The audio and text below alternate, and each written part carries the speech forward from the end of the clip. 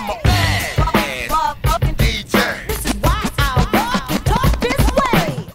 So, taking a step back, history of politics, brief history here of political parties. History definitely repeats itself over and over and over again, and we have repeated common things several times, but no one seems to notice, or they put on their blinders and see things only one way. So, while the president is the figurehead or puppet head that people associate everything good that happens during a certain period of time to, or all the bad things that happen during a certain period of time, it's all a big smokescreen.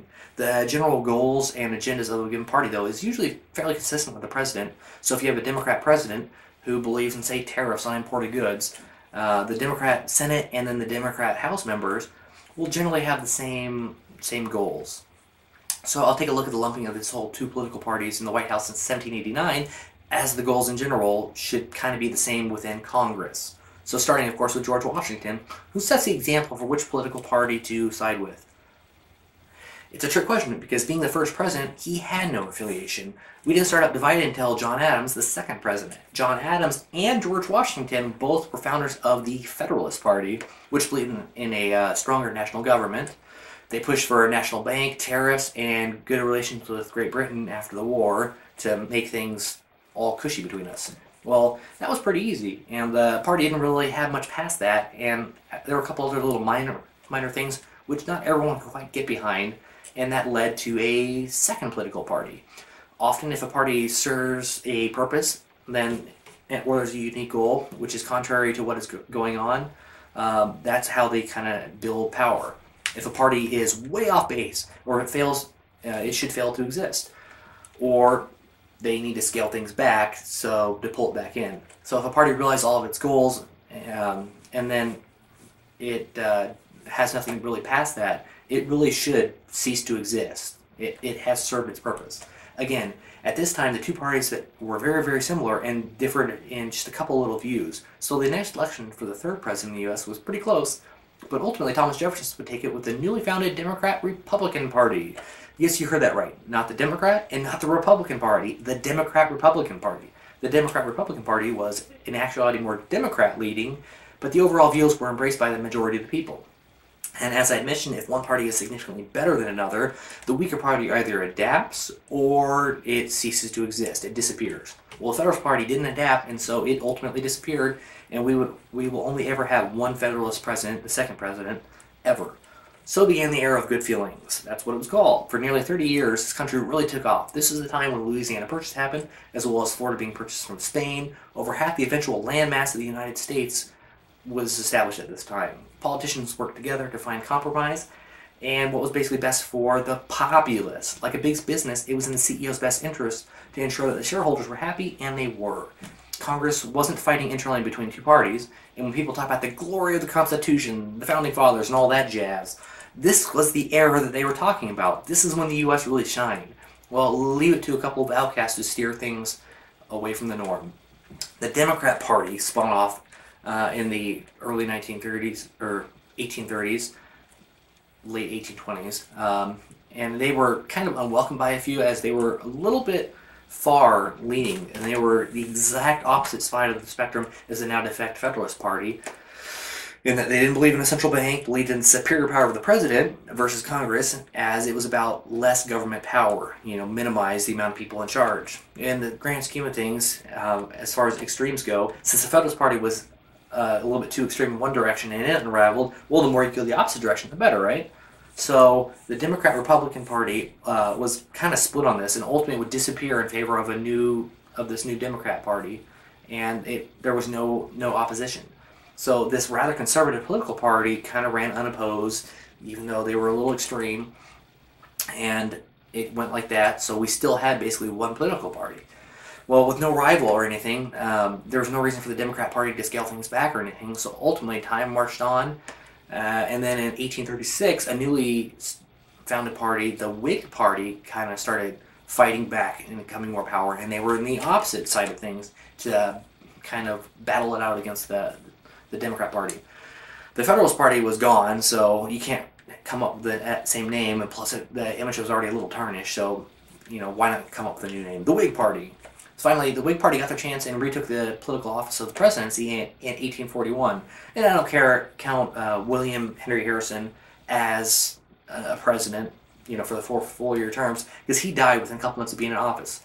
Yes, campaigning can literally test one's health, and it killed him. So John Tyler stepped in, and then there was a full 4-year Whig term with him in office. So that was literally it. This is the point at which the U.S. political party began this idiotic two-party political system.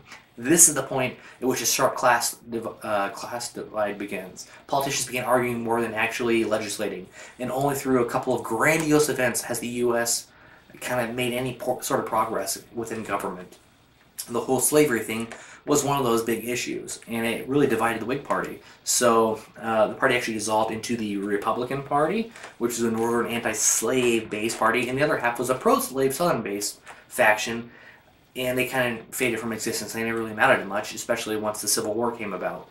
The Republican Party was about liberalism, worker equality, unions, and a larger, more powerful government. And no, I'm not mixing up the Democrat Party and the Republican Party. At this time, both parties are completely opposite ideologically than they are now, and I'll get to that in a couple of minutes, and I'll talk about when the flip happened. So be careful if you try to discredit either party at this particular time because you think that's where it all started, because things are a little bit flipped from how you might perceive them.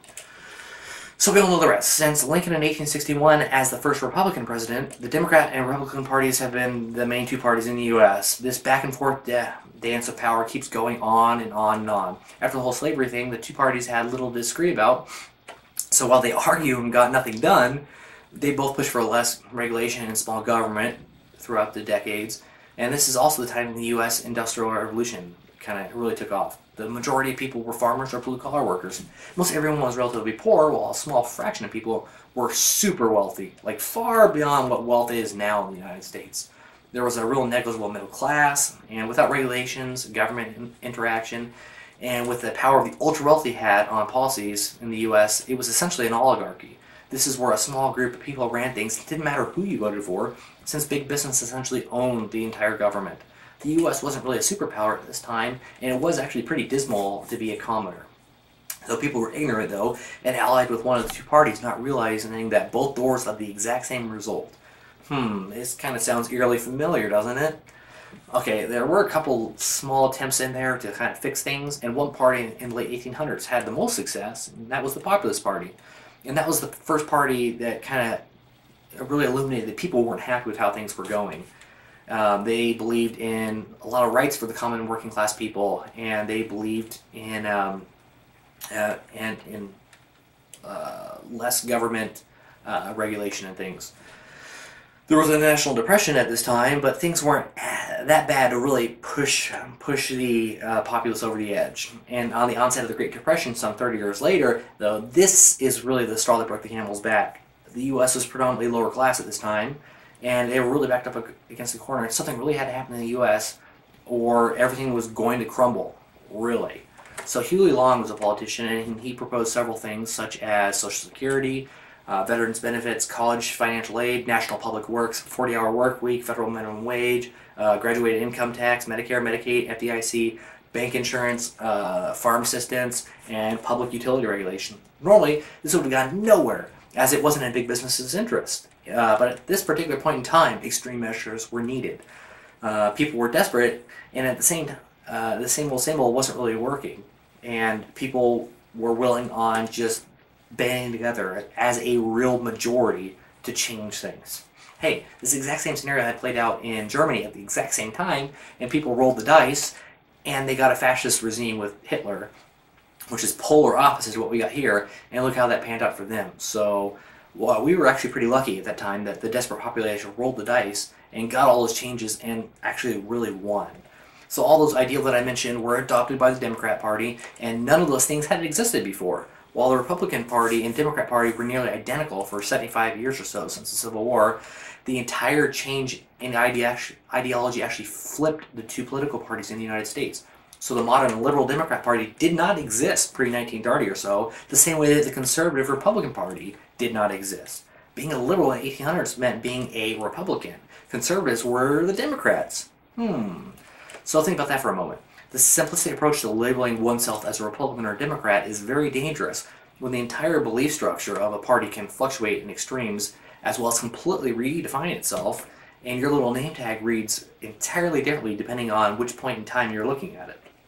If you're a diehard conservative Republican and blindly voted for a Republican ticket back in the 1800s, you have been electing the more liberal of the two. Yikes. So, well, at this point in time, the Democrat Party really took an extreme stance on everything, and what had to happen? The same thing that has to happen throughout history. The Republican Party had to adapt, or they were going to disappear. All the extreme changes put forth during FDR's time was embraced by the populace, and within a decade, a middle class would come about, which hadn't really existed in the U.S. since the early 1800s, since the inception of the country, since the era of good feelings. There was worker equality, prosperity, growth, and the U.S. actually kind of really moved up and became not only a major player in the world power arena, but became the top world power. The U.S. wasn't a first-class country before this, especially in the 1800s, and they really took off at this point. With the radical flip in ideals the Democrat Party adopted, the Republican Party had to go the other way around, and then some. So almost as soon as the newly revamped Democrat Party saw this embrace from people, the Republican Party answered back with extreme conservatism and McCarthyism. McCarthyism was nothing more than a witch hunt. Hey, if you didn't agree with Senator Joseph McCarthy, you must be a communist. By scaring the American public that the Democrat Party was infiltrated by communists trying to push for vaccinations and fluoridations to poison/brainwash people to turn them all into communists, suddenly the Republican Party had a following again. Hey, a lot of shock and fear. Does that sound at all familiar, or like any particular political candidates trying to scare people into voting for them? Or else, vote for me, and I'll take us to war against ISIS. Vote for the other guy, though, and we'll be all overrun by radical Muslims who want to kill everyone. Your choice. So, needless to say, though, this fear and smear campaign we couldn't shake in the 1940s and 50s. So the whole two-party political system keeps on going. The cycle continues. The Democrat Party needed to exist to effect change in the 1930s to steer things away from where they were going. And then it really needed to cease to exist because it didn't serve a purpose anymore. The Republican Party really needed to exist in the 1860s to effect change, and it did. And then it should have ceased to exist. History is almost perfectly repeating itself, just like it did in the later 1800s. The two-party political system was owned by big business on both sides, so big business essentially owned the government. So worker equality is going out the window. The populace is squabbling back and forth and not realizing what the real issues are. Politicians want to stay in office, and to do that, they need to be able to have people like them, to vote for them, and they also need to be well-funded. So big businesses help fund politicians, as well as take care of their PR and campaigning. So politicians don't really do that much in the way of politics anymore. Politicians don't do things in the populace's best interest, especially. Once upon a time, if a politician wasn't getting results, they would be voted out of office. Now, the average citizen has no clue who his or her respective senator or House member is. So how can you tell if they're actually doing anything for you? They want to know that the political office that they voted for, or the political party they voted for, is in office. That's all that matters to most people. Or, you know, what they saw on commercials on TV for candidates. That's all that matters. The actual people and what they are accomplishing is irrelevant to most people. So notice that people that run this country aren't who they think they are, and things aren't being done in the majority's best interest. Everyone knows who is president, and either they have a deep-seating loathing for said person, or they think the president is sent from the heavens, and the opposing party is just getting in the president's way. Politicians are elected based on how well they campaign anymore, and it has no bearing on what they will actually do in office. So why are we in this predicament? The political trend leads me to another point in which I've developed. People generally get locked into voting for one political affiliation and never question if the other party might actually be correct, or if their party is really infallible as they believe. So what causes people to get so locked into these views? Well, one big one is parental influences, or adult influences. When you're younger, having a father or uncle or say a family friend around who's constantly talking about how the Republicans are the Antichrist. I work 60 hours a week just to scrape by all day, and I watch everybody around me being exploited. Or you have the same people who have the viewpoint that the libtards And let me segue a little bit on that. That's one thing, one of the little things I hear, one of those that just makes me cringe. And it just makes me lose any respect I have for somebody when they say things like that. Just such ignorant and spiteful remarks just to get a rise out of someone else. Tangent over. So, the libtards are all lazy, and I don't think it's right that I work 60 or so hours a week to pay for them to all sit around getting high and collecting welfare. Sound familiar? That's one big one, and I think it's scummy for people to push off all these adult issues, such as politics, on easily influenced kids. It's like learning a foreign language in that the developing mind is very moldable, and once someone is an adult, it's pretty hard to change. So you might believe that your political party is the be-all, end-all, but so did Hitler, and he took it one step farther with the Hitler Youth. So a bit of a side tangent, but let your kids be kids. Yeah, they don't need to be brainwashed to hold signs for a political candidate or hold signs for your pro-life beliefs or your civil equality beliefs, etc. Let your kids be adults when they're capable of making or understanding adult concepts and making logical deductions. And that's a big reason for this adamant political following. It's adorable, though, when you have some high school age kid that bitches about how the Democrats want to jack up the taxes to pay for all the welfare queens out there. Yeah, with the extensive life history that you have paying taxes and all, you probably have a really powerful voice and deep understanding of this, don't you? So it just reinforces that people vote the way they do based on ignorance and propaganda over logic and comprehension. This whole propaganda machine has been going on for well over 100 years. It's embedded in the fabric of American society and just no one questions it. Imagine, if you will, someone selling a cheeseburger. If they advertised it for what it was, you probably wouldn't want to buy it. You probably wouldn't be sold on it. If, however, you advertise it and it's, supermodel holding the burger in a bikini, of course, and they're oohing at how delicious it is. And they talk about the fresh ingredients, the lightly grill crisp bun, 2 types of cheeses, and a chipotle sauce. Then imagine a little disclaimer at the end that says the other brand's burger was made out of grade C or grade D beef, with chock full of preservatives, artificial flavors, etc. Wow. Well, the first burger sounds amazing, and you'd be hungry and you would want to have that burger. Then, say I came along and said, hey, you want to go to the other side of town and get a burger from the other burger place? It would just sound ludicrous. Well, that's exactly what's going on with politics. You've been hearing one side of this advertisement your entire life, and you know nothing, or you know the burger that you've had is far superior. It has to be. In reality, both burgers are identical, and you won't have it or hear about the bad things about your brand of burgers. You just chalk it up to being a smear campaign by the other brand to try to sucker stupid people into buying their burgers.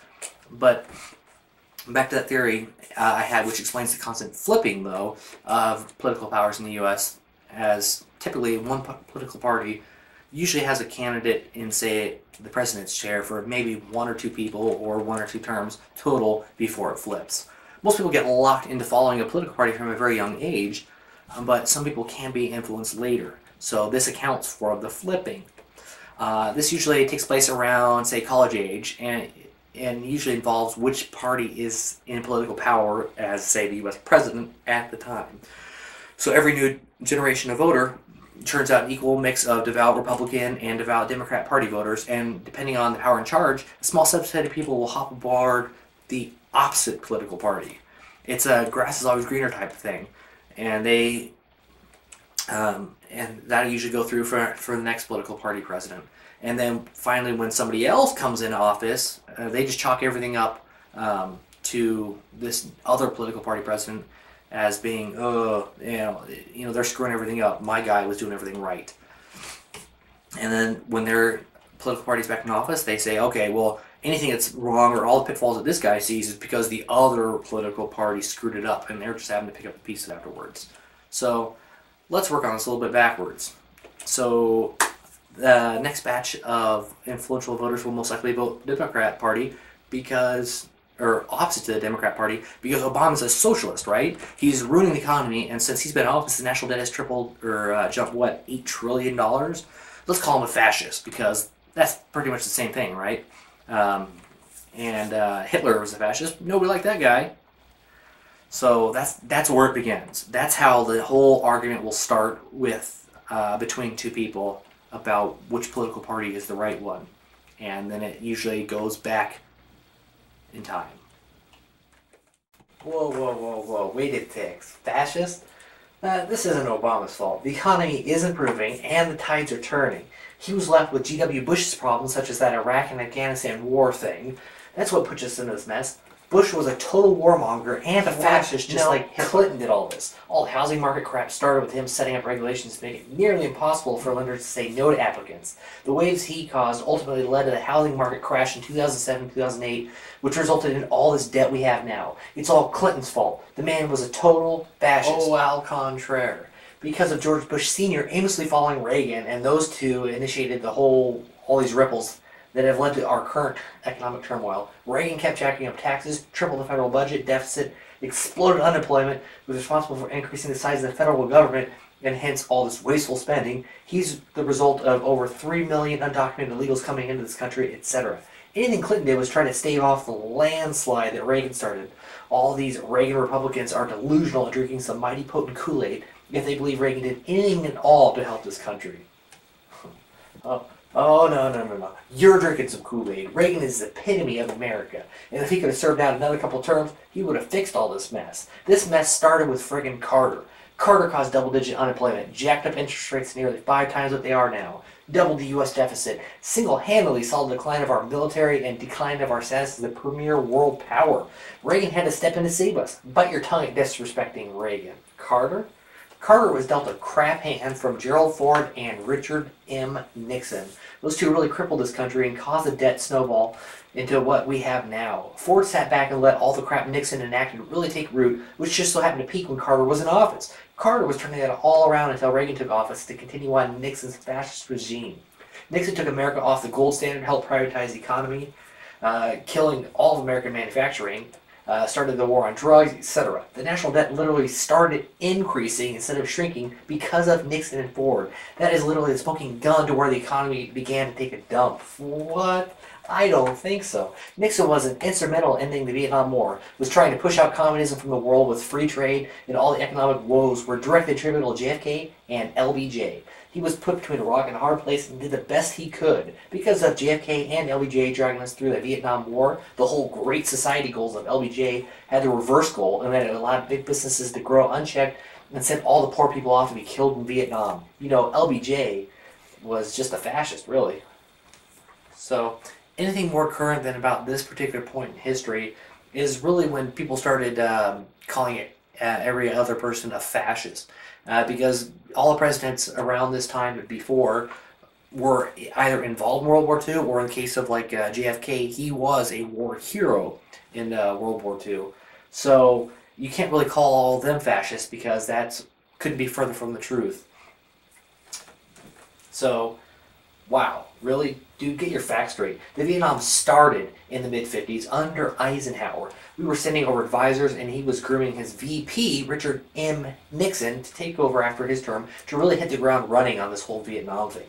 Eisenhower, being a 5-star general in the Army during World War II, was a total warmonger and was itching to stick it to the Vietnamese. So he pushed us into Vietnam, and then Kennedy, who believed in peace, was stuck with that war. Had Kennedy been able to serve out his term, he most likely would have gone for a second term and ended the war in the 1960s.